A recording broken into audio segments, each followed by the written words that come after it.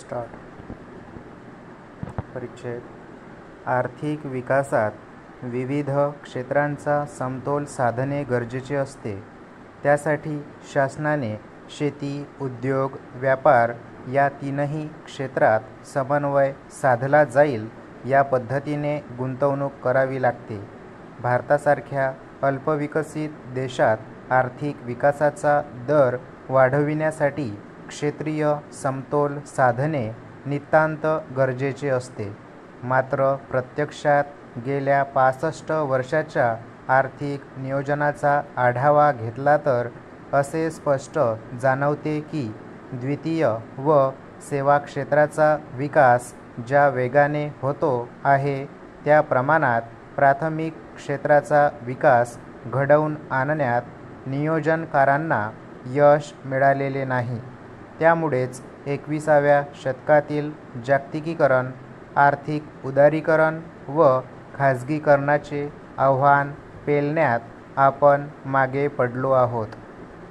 या क्षेत्रीय असमतोलाचे महत्त्वाचे कारण म्हणजे शासन व नियोजनकारांची या सर्व क्षेत्राकडे समानतेच्या भावनेने पाहण्याची दृष्टी नसणे हे होय.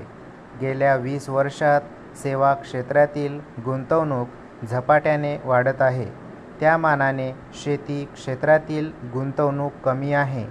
त्यामुळेच शेतीचा राष्ट्रीय उत्पन्नातील हिस्सा 14% पर्यंत कमी होत आहे.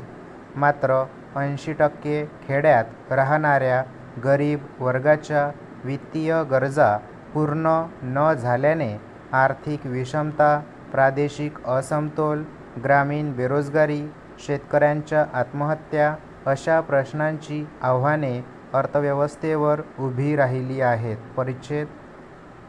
आर्थिक विकासात विविध क्षेत्राचा समतोल साधणे आवश्यक असते. देशाच्या स्थूल राष्ट्रीय उत्पादन वाढीचा दर हा क्षेत्रीय गुंतवणुकीतील समन्वयावर व शासकीय धोरणावर अवलंबून असतो. तथापि अल्पविकसित राष्ट्रांच्या आर्थिक विकासात गुंतवणूक रचना ही क्षेत्रीय समन्वय साधण्यात अपुरी ठरत आहे.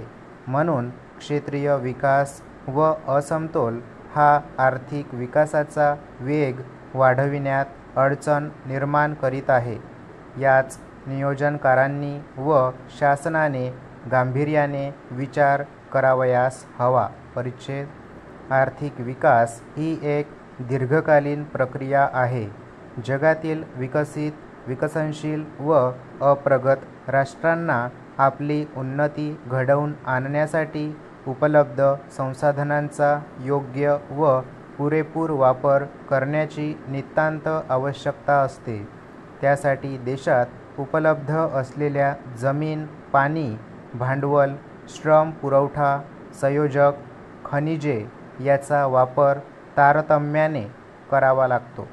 देशाकडे उपलब्ध असलेल्या भांडवली साधनसंपत्तीचे क्षेत्रीय विभाजन निकोप होणे आवश्यक असते.